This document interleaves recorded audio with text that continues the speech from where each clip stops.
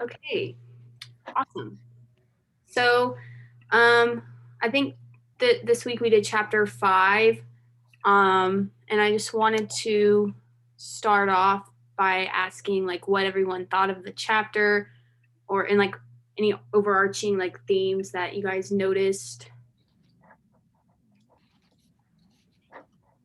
I feel like, I don't know, pretty much the entire chapter was just talking about how they can, like, how marketers just target audiences and like use like search bars and like all that stuff to like really make specific ads for specific audiences to better like please them, because like not everybody like likes the same ads. They want ads that like appeal to their wants and needs. And so I think that pretty much covers like what this chapter discusses.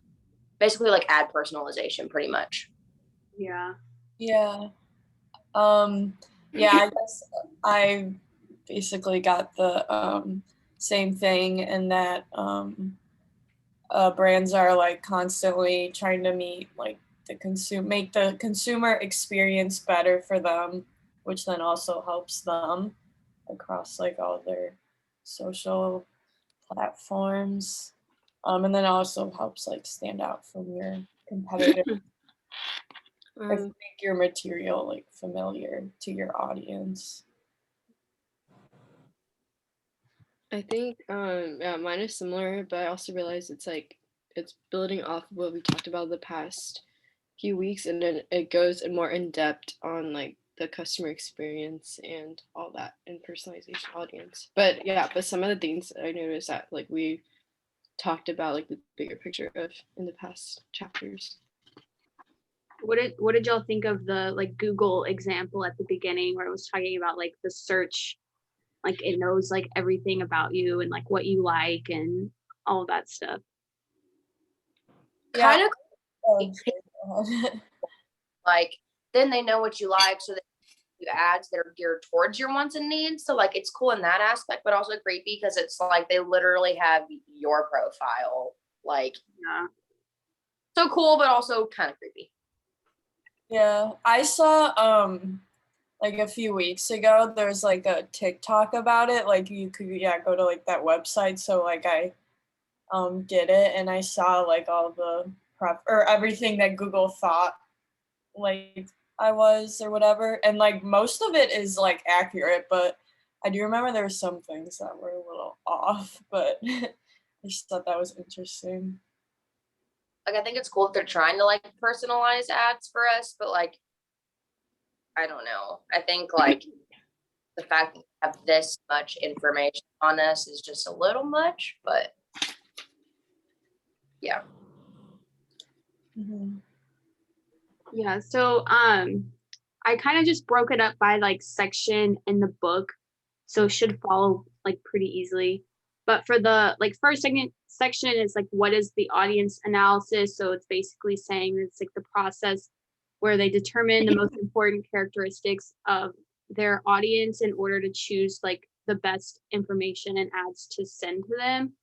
And then there's an acronym for audience on page 79, where it's like analysis, understanding, demographics, interest, environment, needs, customization, and expectations. So like I guess my first question is like with this acronym, is there a company that you guys think like knows their audience well?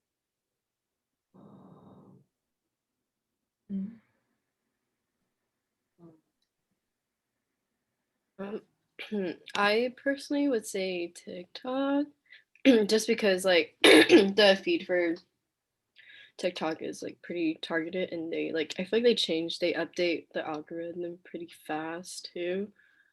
But it's like okay, I kind of have like a course bridge between for personalization and this.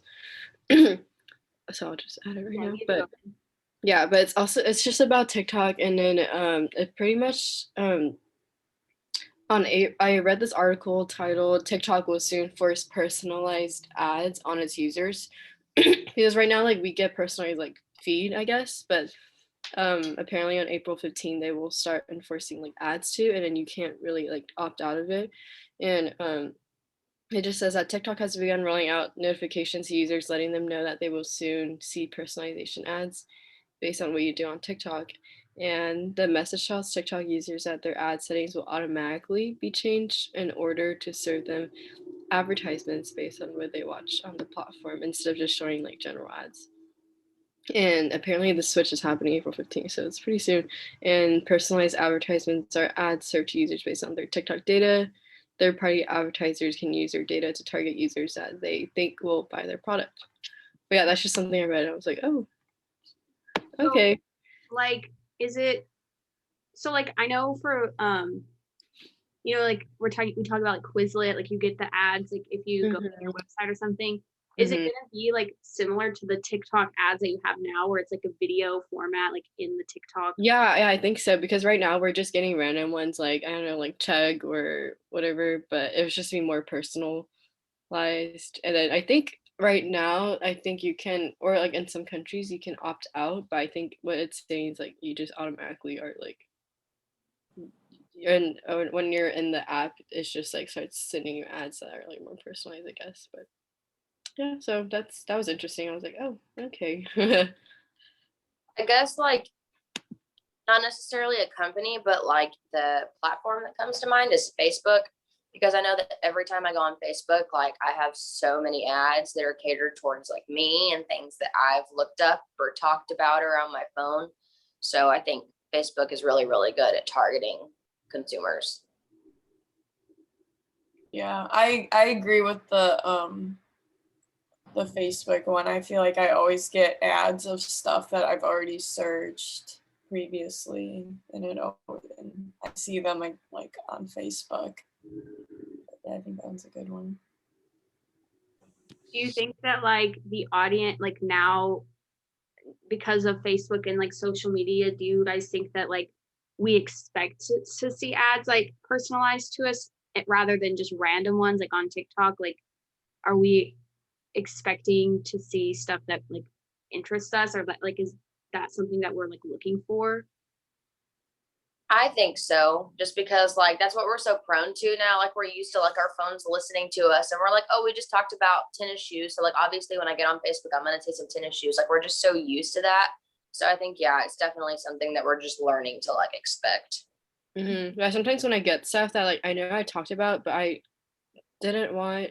Oh, so this is like a funny story, I guess, but um I have a friend, like his name is Tanner, and then we started talking about we're like Tanner, and then I started getting like tanning ads, and then I was like, no, that's not what I wanted. So kind of like I get a little offended. I'm like, you didn't pick it up, right? That's not what I was looking for. So yeah, I think I'm just so used to it now that when they like pick it up wrong, I'm like offended, I guess.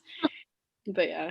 Yeah. I almost wonder if like in the future if they'll like find out a way to make TV ads kind of like personalized to you. I don't know how they would do that, but just Yeah, that's interesting because like I feel like right now TV and like print, all of that stuff is just mass media. So like you just put it out because you're like, oh, well, this many people watch the Super Bowl and they're most likely going to be men, so we're going to put a bunch of beer ads in here. Like that's like the most personalized you can get with TV, I think right now. yeah. Sure. And I was gonna like open it up if anybody had any other like bridges or anything. I mean, I could do a bridge. It was kind of like along the basis of or I could just do it, one of them. If it like relates to like the odd like the what we just talked about. But it yeah, kind of related more like with your search history kind of, or like Google knowing like about you kind of. yeah, you can go ahead. Okay. Okay, so I'm in an entrepreneurship like technology class now, and in the class we have to like sign an NDA because we are working with like technology that hasn't come out yet and that Baylor is working on. So like some of the technology has like pending patents, and Baylor doesn't want their like competitors to know about the stuff they're working on. Like big companies like finding out their inventions, because then they could go make it and then get a profit from it and not Baylor. So in my class, we are each like assigned to work on one of like Baylor's like new inventions or whatever. And my teacher suggested that we use a private browser, so companies and like Google wouldn't be able to tell like what we are working on from our search history, which I didn't really think of, just because like Google, they like just take so much information from you in your searches. So I guess it was kind of like, I guess like a direct example of how like Google can collect your search history and make conclusions about you and like your career and stuff. But, yeah. Yeah, that's interesting. They could also like think that you were like coming up with this I know, yeah. or like technology, and like you were some big CEO or something. Yeah. But yeah, I just thought that was interesting. Kind of relatable. Okay, and then the next section is the audience analysis use cases. So like when I guess you would use an audience analysis. So it goes into detail of like the digital strategy development, the content strategy development, engagement strategy, search engine optimization, content optimization, user experience design, audience segmentation is like when you would want to use the analysis. So my next question was, which of these do you think that understanding your audience is the most crucial for, and why?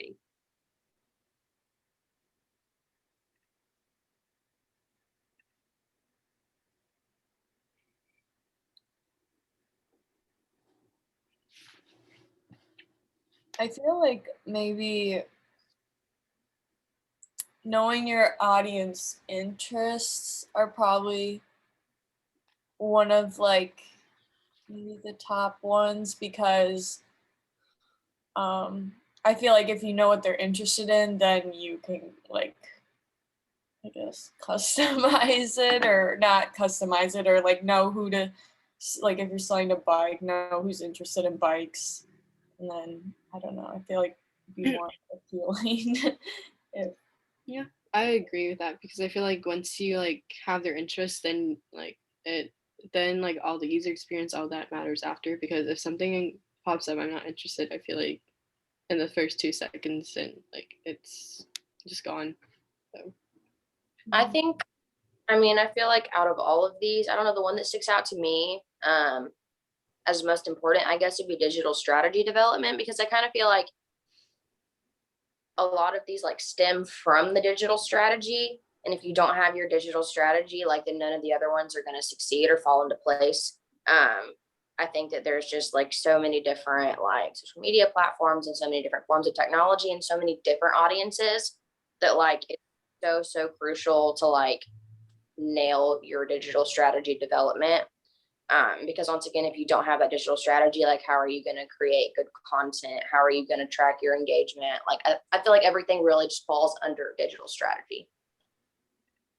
Yeah, I would agree with that. And like the digital strategy, like if you think about, the audience that you have on like Facebook versus the audience that you might be reaching through like search ads or something like that, may not be the same. And so you want to be able to have that strategy, because then you can go forth and make different content for both to serve the audience better. Sure. And then does anybody have any like bridges or anything for that one? I can just move on to the next. I have one for user experience. I don't Okay. know if I should do it later. Yeah, go for it. Okay. Okay, so this is this website. I mean, this bridge falls under user experience design, and the website I found, the title was the top Instagram updates you need to know for March 2021. And so one of the things that like Instagram had had an update for is so that like a year after Instagram Live exploded on the platform, Instagram has opened live broadcasting to up to 4 participants and rebranded the format as Instagram Rooms. And this is maybe the #1 feature request when the pandemic hit in the spring. So, their designer said for Instagram. So that's something that's changing, which I think is cool because I guess like people do lives pretty often, and I do see like a lot of people request to be in the room. So it kind of makes sense, like if like a bunch of friends or like I don't know, or celebrities or something, they want to do like a room together and they can talk together. I feel like it makes sense for like more than one person. But that is something happening supposedly this month, so I don't know when, but and the next under this section was talking about hiding likes. So it says that Instagram has been testing an option that will allow users to hide the like counts on their post. In early March, a bug caused private like counts to launch to a number of users, promoting the company to offer some background.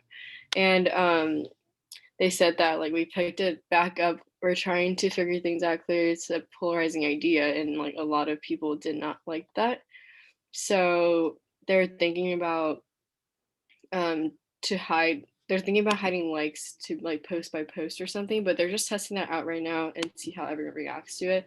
But those are just some changes that Instagram is making to in order to try to enhance the user experience. So I just thought that was interesting. And yeah. Yeah, I think that like the user experience is like still really important because like also with your audience, like if you have like a bunch of like older people using it, you might not want all the cool techie gadgets because then they may not be able to figure it out. But like for Instagram doing this feature, like it's probably going to match the people that are using it that would be able to learn it really quickly because they're like used to that kind of thing.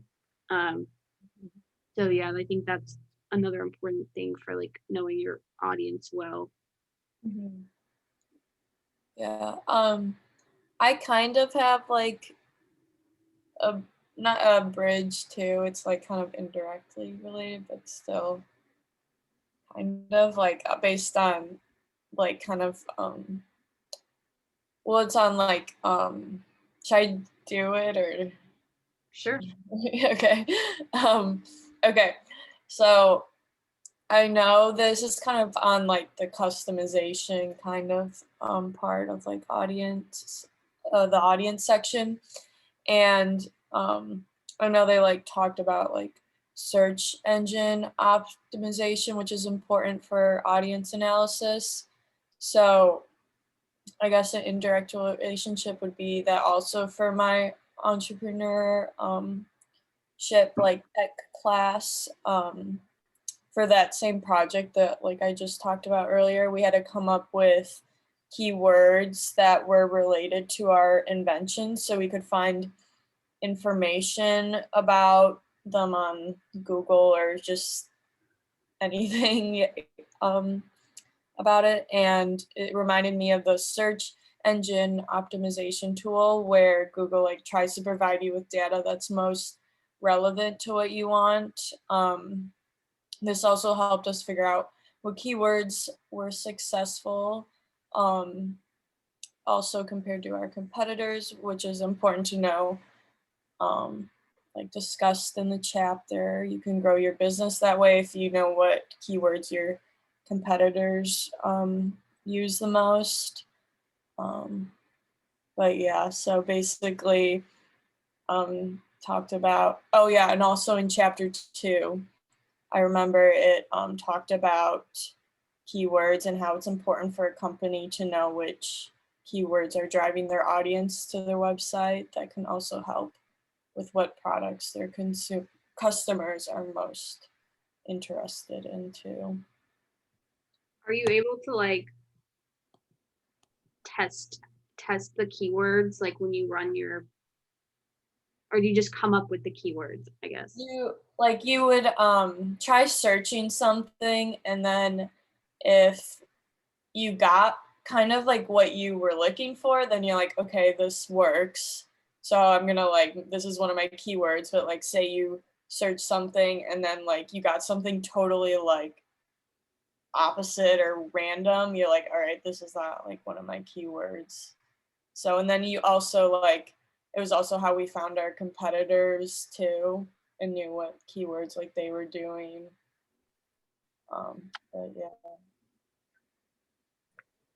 Nice. That seems really interesting. Okay. The next section is the tool types. So there's like a long list of those as well.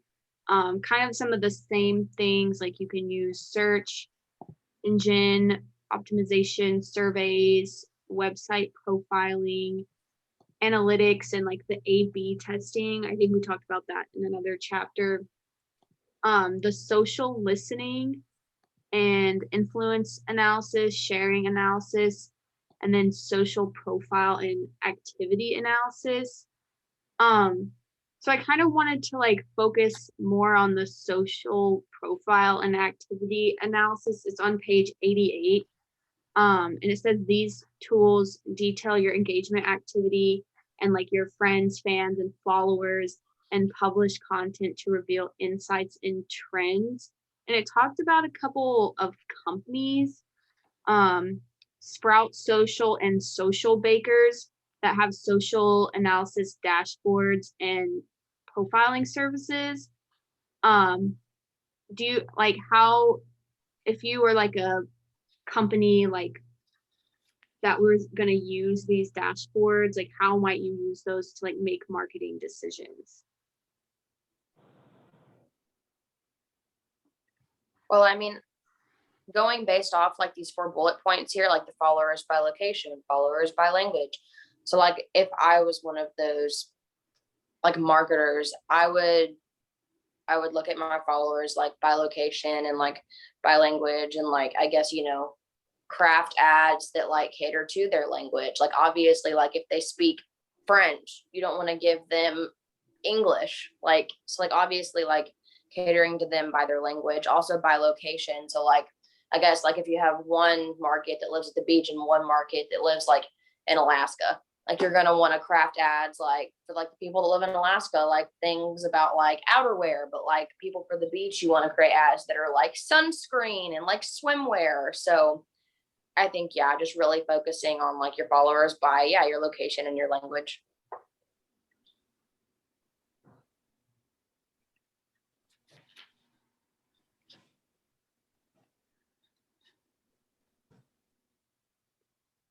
And I know for me personally, like I've been in some like some of my MIS classes I've used like dashboard type program software to like make visualizations.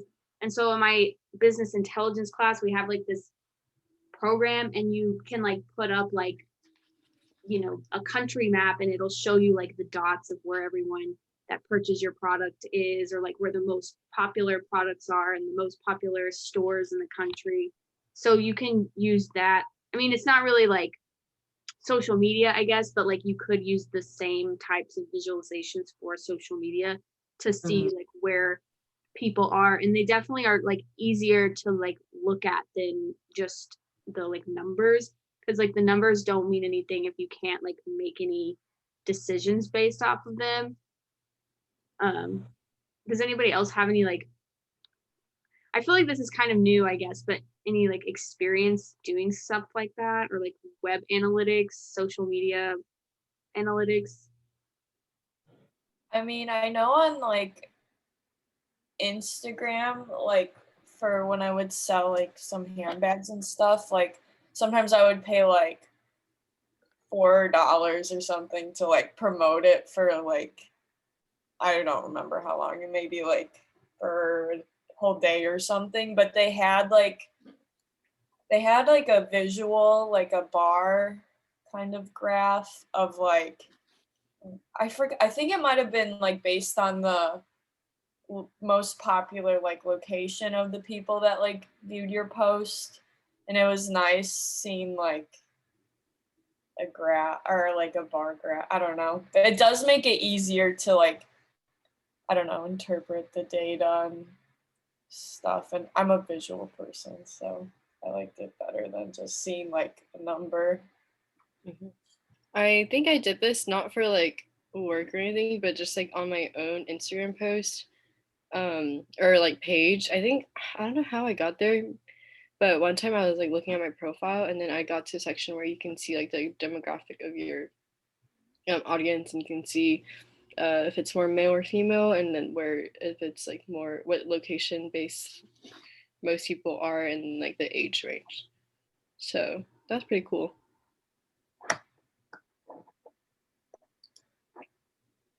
Did like any other of these like tools like stick out to you that you may have not like heard of, or like maybe something that you never really thought about, like when you were on a website or something, and then you're like, wow, now that I think about it, I can also see it there like all the time. Mm-hmm. I actually do have one. It's kind of backtracking, but the SEO tool. Oh, okay. Yes, I thought that was pretty interesting because I also found an article about that, and it pretty much is a YouTuber. It's this YouTuber, his name is David, and he was just sharing his favorite tools for YouTube, and SEO was like one of them.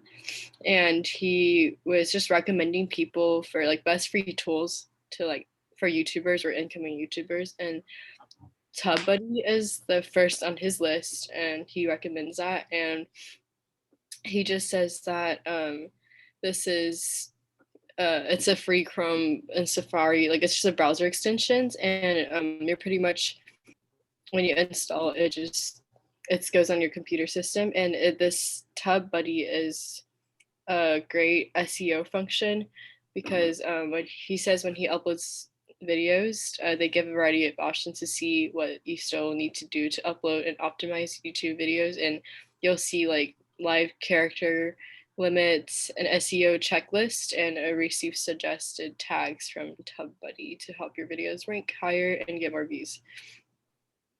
But pretty much when you're scrolling through YouTube, you'll also be able to spy on like your competition with this, and you can see exactly what tags are being used on videos and what videos rank, what the video ranks are for each tag, and the stats for, and also it also just shows your stats for your video and your channel, and they also recommend you tags that will fit your video. But yeah, so I thought that was interesting that um, it's a great SEO functionality, and it's a like example that I am familiar with. So I thought that was pretty cool.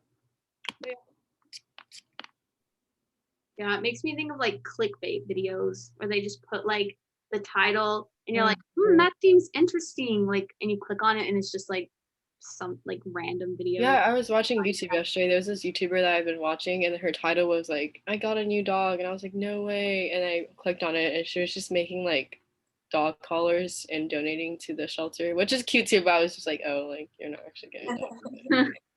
Yeah. I guess one that like, I don't know, stuck out to me, SEO tools. So just like using words and that kind of stuff. Obviously like when you type in things like in the search bar, like ads for that keyword are gonna pop up.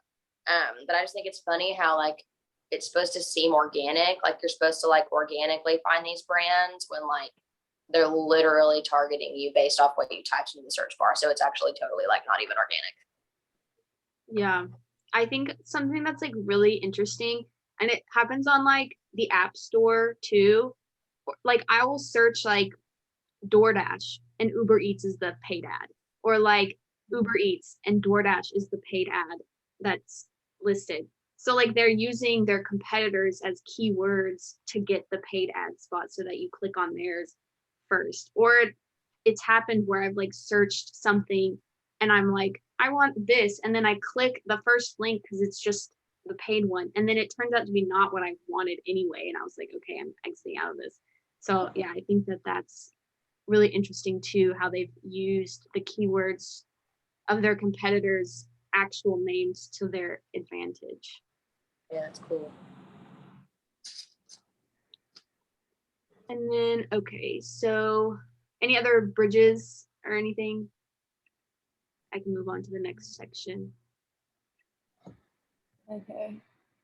Yeah, you can move. I have two, but I don't think it's directly like. Okay, I'll just move Okay. to the next one. So next one is the audience analysis additional audience analysis techniques.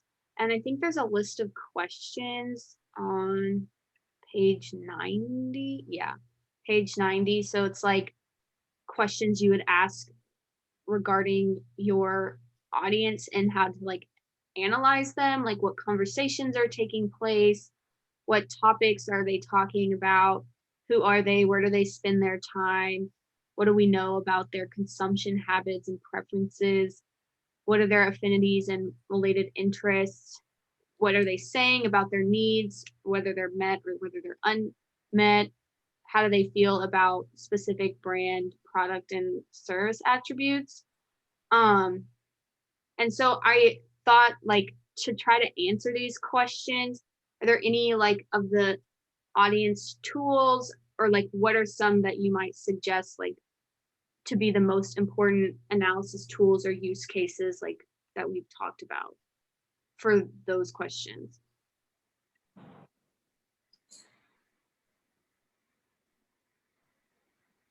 Or like I think sharing analysis is just the first one I've noticed, because I mean, obviously that tracks what you are sharing.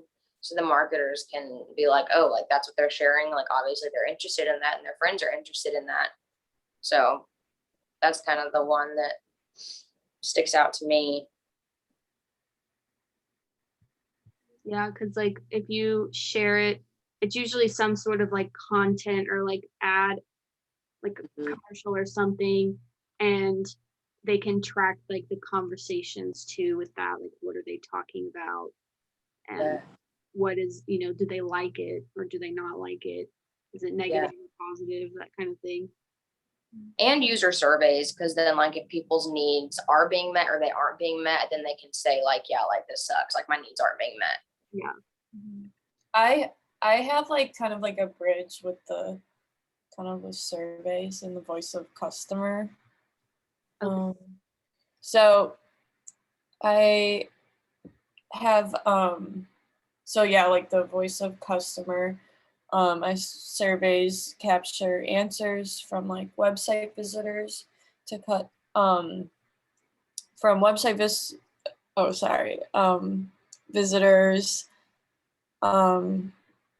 to wait, sorry, I lost my my train of thought.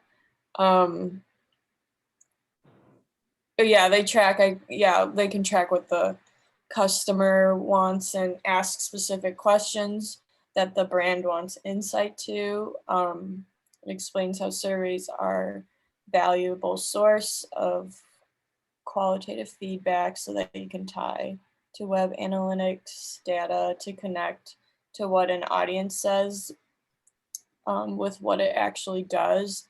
So then another like kind of like indirect relation is that in my entrepreneurship class, they talked about how surveys are important for finding out if you have like a valuable or viable market for your product or service, that it's like a good research tool when listening to like directly to your potential customers.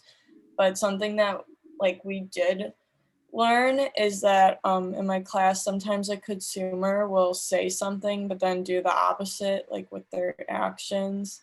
And like we talked about how a consumer may say like they would spend more money to make their car safer, like adding like more airbags or something like that. But then in reality, like when the time comes, like they don't want to spend the extra money. So I think like consumer actions can speak louder than words, but yeah.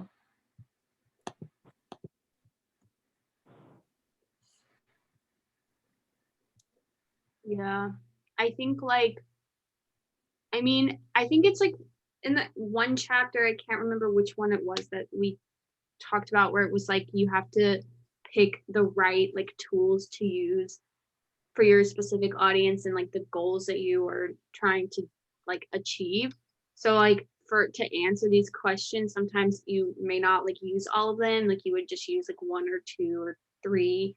So like Claire, for your class, you'd like obviously use the search engine because you're trying to figure out the keywords. But maybe if you're trying to see if like the user experience is like working well, you would use like a survey to see if like people are having issues. So I think that those, like it kind of just depends on like what you're trying to do because there's so many different tools and like options. Mm-hmm. Yeah.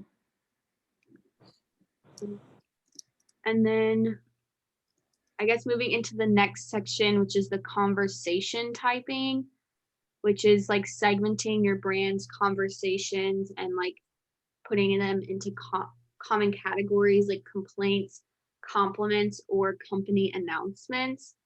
So I feel like it's pretty straightforward, but my next question is like if a company you worked for started to receive like a mass number of complaints, like you were starting to track your conversations and you noticed they were like all complaints, like how might you handle that?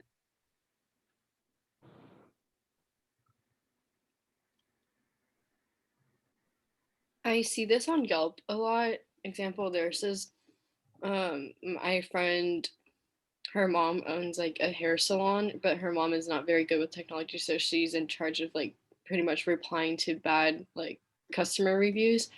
And I like read them before. She pretty much would like, if any of she I think actually, yeah, any reviews that aren't happy, I guess, or like aren't too positive, she'll always be like, oh, thanks for your review, and acknowledge their comments, and then they'll offer like a way to solve it, I guess, like, oh, like if you're not satisfied with your service, you can come back and we can fix it for you, stuff like that.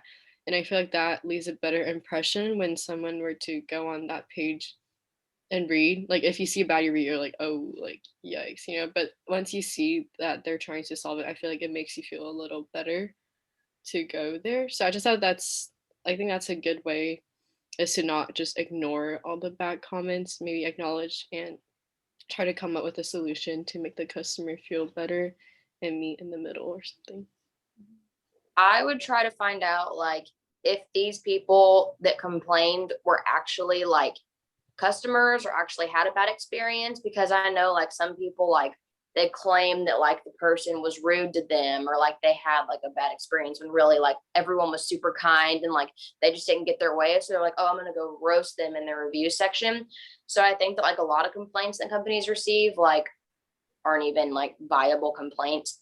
So I think first just figuring out which complaints are actually valid and then asking them further, like, well, please explain to me like what was wrong. And then like what you were saying, like just telling them, I'm so sorry that you had this bad experience. What can I do to fix this? So like figuring out what complaints are actually like legit and then trying to figure out how you can make it better. Yeah, I agree. I think just responding is, I feel like, the really important, instead of just leaving them hanging. Then yeah, I think I agree. It makes them look, or it makes you look worse, I feel like, if you don't respond and try to figure out a solution. I'm in this like advertising class for my marketing major, and we were talking about like reactive public relations, like reactive things you put out. And it's like all the time, like for like conspiracy rumors, like some people can start talking online about a big rumor that they made up, like, oh, there was rats in the kitchen, blah, blah, blah. And then it just goes viral and like it's not actually true. So you have to put out some sort of like statement, or like, you always see brands having to put out some sort of statement like this isn't true, like blah, blah, blah. So I think that being able to address like the problems and not just like brushing them under is like probably the best way. And then kind of like a follow-up question, can you think of a company that like saw the online conversations or like something that you saw like people were talking about and then like used that to their advantage in like marketing or ads? I mean, I don't know. The company that comes to mind to me is just like Apple, just because like they keep just like adding on to their phones. Like when we had the 8 and 8 Plus, we had the home button, and like now with the newer phones, we don't have the home button. So I think just like listening to their audience and adding on these newer advancements, like with the camera, like the cameras now were like just absolutely insane, and like everybody's like super into social media nowadays. They're like, oh, our audience is into social media, we're going to give them a bomb camera so they can take great pictures. So yeah, I think that Apple has really kind of nailed that.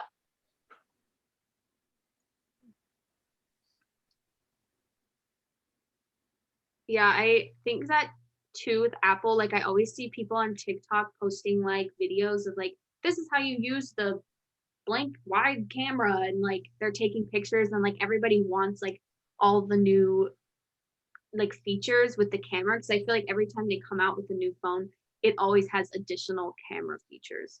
And so they like know that's what we are talking about and that's what we want. So Yeah. I think that that's a great example too. Mm-hmm. And does anyone have any like bridges or anything to that one? I don't have one with that one. I kind of feel like I don't remember what page mine is from, but I think it's about like content like strategists plan and stuff. But Okay, yeah. I mean, you can go for it. okay. So the book says that a content strategist plan is design, research, and test variations of content to ensure the content is like relevant, valuable. So for content strategists to be effective, they require as much input. So then also, I'm in a different entrepreneurship class now, and that this reminded me of, so like an indirect relation is that in that class we have to come up with our own like product or service, and then we have to see if the product or service is viable by making like a prototype to see if people would actually buy it or not before investing like time and money in that product or service to prevent failure. So this also includes like a lot of research, and this is why this reminded me of like a content strategist, because you have to test to make sure that the content they give out is relevant and valuable to their audience, which they do by planning and research.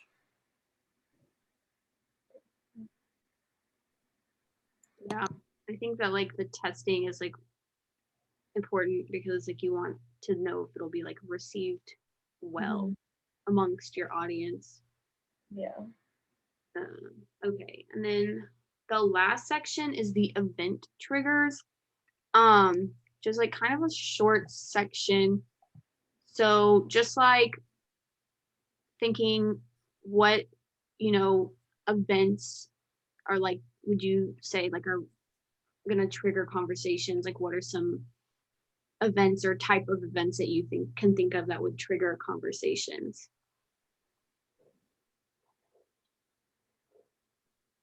I don't know why this is like the first thing that popped into my mind, but I think like major like music festivals like Coachella. Like if your brand or your product is like out at Coachella, like you are going to be talked about because all the celebrities are going to be there. There's going to be articles about them everywhere, and like your product, your brand is definitely going to be exposed, and like there will be conversation. So I think yeah, like major festivals. I feel like also events that like or like for a good cause or something, like those maybe get talked about a lot. People wanting to support like whatever it is and Yeah. promoting them. I guess like for something that is like from here, I guess like football game stadiums, like when they have the big billboards of like food or like, and you know how sometimes they have apartments too. Sometimes I notice them because I'm like, oh, that's interesting. I've never heard of that apartment before, but it's like on the big screen. So I'm like, oh, okay. So at football games, I guess, on the big screen. Yeah. I was like thinking about, and somebody presented this in one of my classes, but like, I don't know if any of y'all watched the Oprah interview with Meghan Markle. Yes. So apparently that interview reached like so many people, like I think it was like 18 million people watched that or something, like worldwide. I'm not sure the exact number, but so many people watched that, and then the furniture that they were sitting on sold out. Wow. The brand furniture that Oprah and Meghan Markle were sitting on like sold out, and it wasn't even like their house. Like people just wanted that furniture. And then like other things started selling out, like her glasses and stuff. And so I just thought that was like interesting because like I didn't even get the chance to watch it, but like so many people were talking about it online and Yeah. talking about That's, the actual interview, and then other people are concerned about like the products that are in the interview. So I thought that was interesting. yeah. I think a lot of people are gonna Yeah. try, a lot of brands I think are gonna try and like knock off her dress, because I know her dress was Giorgio Armani, and like obviously it's not cheap. So I feel like Forever 21, like all those places are Yeah. gonna try to make like the cheaper model of like the Meghan Markle interview dress.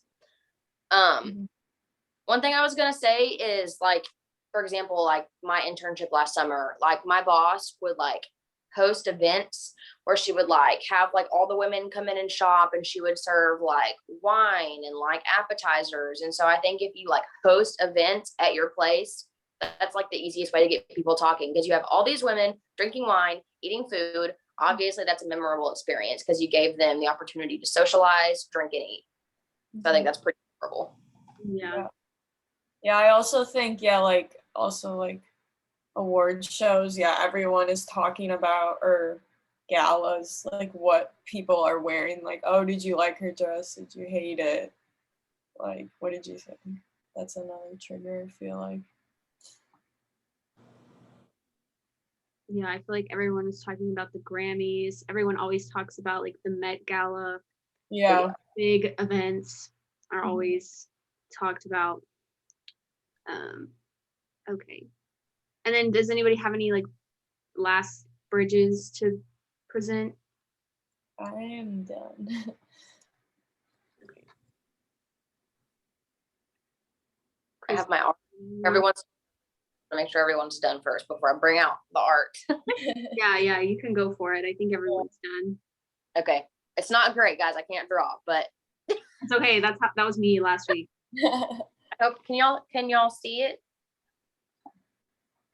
I can't read the words, but I can see. Okay. So this is like Google, and this is a search bar, and it says, what are the best running shoes? And I like boxed in running shoes and drew an arrow to it. And so then like this says ads. This is a Brooks ad, a Nike ad, and an Adidas ad. Yeah, I mean, like I feel like just straightforward, it's like that's what happens when you go search something, and like you can see like the top like brands like Adidas, Brooks, Nike, like those are going to be the ones that always win out those paid ad spots and show you like the products up at the top, like because they didn't search a brand, they searched like running shoes, so Yeah. it doesn't matter necessarily what brand is going to like pop up, but it like Yeah. influences your decision. And like with the pictures, I always look at the pictures when I search something like at the top. So I think Yep. that too has a big impact, because you're like, ooh, I like these, and then you click on them versus like the ones that just have like running shoes at Nike, and you're like, oh, okay, I guess I'll look there. Yeah, for sure. Yeah. Yeah, I always think like it's always the big brands that come up first whenever you search something like generic, like you search, I don't know, like phone. It's probably like Apple and Samsung. Like it's always the big companies immediately. Yeah, for sure. Christie, did you have anything to say about my awesome art? I like it. But yeah, that's what I think I would say what it's about too. Just like when you search, that's what pops up, and those are the ads you would see. Yeah. Yeah. So like my point in drawing that was, yeah, like how they use like the search bar, and like my main thing was keyword. That's why I like boxed in running shoes and drew that, because like the keyword was running shoes. And so obviously all the paid ads for running shoes was going to immediately pop up when they typed in that keyword. So yeah, that was kind of my purpose in drawing that. Yeah, I think it's like interesting too, because like you said like what are the best running shoes, and it picked up running shoes and showed you running shoes, but the person searched what are the best running shoes. So Right. like they're thinking these are the best running shoes because that's what I searched in the search bar, but Yeah. it's more so like here's the keyword that you were looking for, like running Yeah. shoes. Yeah. And also those shoes, like brands are like all competitors too, so they Right. Yeah. fighting for the top spot. Huh? Yeah. Well, does anybody have any like last minute thoughts or like what you kind of felt from you like learned from this chapter in discussion? Basically, Oh, eyes the heck out of your target market and your consumers, because if you don't have a good consumer analysis, you are not going to succeed. Point blank. That's what I got out of it. Pretty much. yeah, I was gonna say how important like audience analysis is to help figure out their preferences so you can like deliver your material. Yeah, pretty much just like different ways that we could do that, I guess. Diving deeper in. Yeah, like all the tools and everything. It's like overwhelming. I know. Oh, yeah, for sure. There's a lot that goes into like an ad than you may think. Yeah, absolutely. All right. Well, I guess that's it for the discussion. I think we made time fine, so I'm going to stop recording.